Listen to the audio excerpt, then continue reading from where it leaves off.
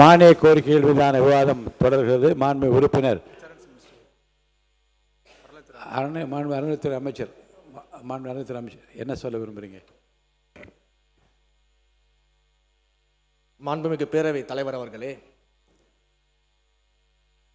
சிறிது நேரத்திற்கு முன்பாக பேசிய முன்னாள் முதல்வர், அவையின் மூத்தவர் அண்ணன் ஓபிஎஸ் அவர்கள் சட்டமன்றத்தின் கண்ணியம் குறித்து நமக்கெல்லாம் சொல்லிக் கொடுத்திருந்தார்.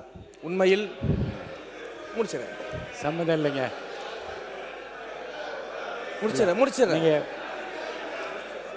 சொல்லிடுறேன். இல்லை என்ன அதையெல்லாம் முதல் முறையாக சட்டமன்றத்திற்கு உறுப்பினராக வந்திருக்கக்கூடிய நாங்கள் கற்றுக்கொள்ள தயாராக இருக்கிறோம். அதில் எங்களுக்கு எந்த விதமான ஆட்சேபனையும் கிடையாது. அதே சமயத்தில் அண்ணா சொன்ன கடமை, கண்ணியம், கட்டுப்பாடு என்பதையே தன்னுடைய மூச்சாக வைத்திருக்கக்கூடிய மாண்புமிகு முதல்வர் அவர்களும் அதற்கான கருத்தை இப்போது தெரிவித்து விட்டார். அண்ணன் அவர்களுக்கு சட்டமன்றத்தின் முதல் முறை உறுப்பினராக இருக்கக்கூடிய நான் ஒரு சிறிய வேண்டுகோளையும் வைத்துக் கொள்கிறேன். இந்த நேரத்தில் எப்படி கண்ணியம் குறித்து அண்ணன் எங்களுக்கு எல்லாருக்கும் சொன்னாரோ, அதே போல தங்கள் கட்சியினுடைய மாண்புமிகு எதிர்க்கட்சி தலைவருக்கும் சிறிதளவு அதை நீங்கள் சொல்லிக் கொடுக்க வேண்டும் அப்படின்னு நான் கேட்டேன். உறுப்பினர் ஏன் அப்படின்னா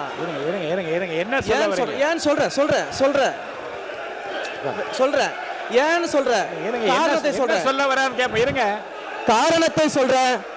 8 கோடி மக்களின் பிரதிநிதியாக இருக்கக்கூடிய மாண்புமிகு முதலமைச்சர் அவர்கள் அவைக்குள்ளே வரும் பொழுது அமர்ந்திருக்கக்கூடிய எதிர்க்கட்சி தலைவருக்கு அந்த கண்ணியத்தை சொல்லிக் கொடுத்து 8 கோடி மக்களின் முதலமைச்சருக்கு அந்த மரியாதையை தர வேண்டும் என்ற கண்ணியத்தை சொல்லித்தர வேண்டும் என்பதை பேரவைத் தலைவர் வாயிலாக தெரிவித்துக் கொள்கிறேன்.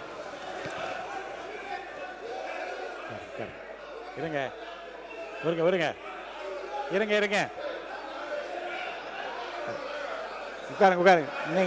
இருங்க வாங்க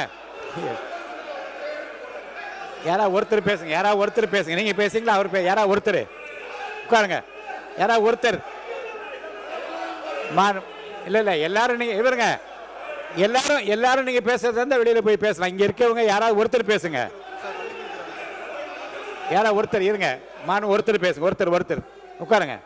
இருங்க. அவர் சொன்ன இருங்க. நீங்கள் அனைவரும் இருங்க. அவர் பேசுவதற்கு முன்பாகவே இருங்க பேசுறது. அவர் பேசுவதற்கு முன்பாக எல்லோரும் எழுந்து நின்று நீங்கள் எதை பற்றி பேசப் போகின்றார் என்ன என்று தெரியாமல் குரல் கொடுத்து கொண்டே இருந்தீர்கள். அவர் என்ன பேசினார் என்பதை உள்வாங்கி இருந்தால் அது குறித்து நீங்கள் தாராளமாக பதில் சொல்லலாம். அவர் சொன்னது நீங்கள் புரிஞ்சுக்கிட்டீங்கல்ல. அவையின் கண்ணியத்தை பற்றி அவர் சொல்லி நாங்கள் ஏற்றுக்கொள்கிறோம். அதன்படி நடக்கவும் தயாராக இருக்கிறோம். இருங்க சார், இருங்க. அவர் சொன்ன கருத்தை புரிஞ்சுக்கோங்க. மாண்புமிகு முதலமைச்சர் வருகிற போது எல்லோரும் எழுந்து நின்று வணக்கம் தெரிவிக்கிறோம். எதிர்க்கட்சி தலைவர் உட்கார்ந்தே இருக்கிறாரே என்று அந்த கணிதத்தை அவர் சொல்றார். தப்பா ரைட்டா? அது சொல்லுங்க. அதுக்கு பதில் சொல்லுங்கன்றேன். சொல்லுங்க. இருங்க. அதுக்கு நீங்க பதில் சொல்லுங்க. உங்களுக்கு பதில் சொல்ல அனுமதி அளிக்கிறேன். உறுப்பினர் நேரு அவர்கள். உறுப்பினர் நேரு, நீங்க சொல்லுங்க. அதுதான் அவர் கேட்டார். உட்காருங்க. அதுதாங்க அவர் கேட்கிறார். உட்காருங்க. உறுப்பினர் நேரு அவர்கள். மாண்புமிகு பேரவைத் தலைவர் அவர்களே, மாண்புமிகு பேரவைத் தலைவர் அவர்களே, மாண்புமிகு முதலமைச்சர் அவர்கள் மிக சிறப்பாக அதை கையாண்டார். நாங்கள் அதில் மகிழ்ச்சி. ஆனால் நம்முடைய எங்கள் திருச்சி மாவட்டத்தில் வெற்றி பெற்ற அமைச்சர் அவர்கள் அதை எதிர்க்கட்சி தலைவரை பற்றி சொல்வார். நாங்கள் கூட 5 ஆண்டு காலம் முதலமைச்சராக தளபதி அவர்கள் இருந்தார்கள். அப்படி தளபதி நம்முடைய முன்னாள் முதலமைச்சர் அவர்கள் இருக்கிற போது, அவர் வருகிற போது எதிர்க்கட்சியில் இருக்கிற தலைவர் எழுந்ததில்லை. இல்லை, கொஞ்சம் இருங்க, கொஞ்சம் எழுந்ததில்லை.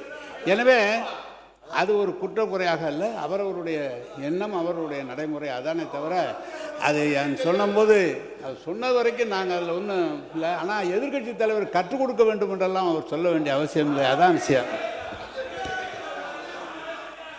அவை முன்னவர் பேரவைத் தலைவர் அவர்களை ஏறத்தாழ மணி 12 ஆக போகிறது. மாண்பு உறுப்பினர் அத்தனை பேரும் அந்த துறையினுடைய சார்பாக பேச வேண்டியதை விட்டுவிட்டு அரசியல் பேசிக் கொண்டிருப்பதை மாண்புமிகு அவைத்தலைவர்கள் அதற்கான ஒரு முற்றுப்புள்ளி வைக்க வேண்டும் என்று கேட்டுக்கொள்கிறேன்.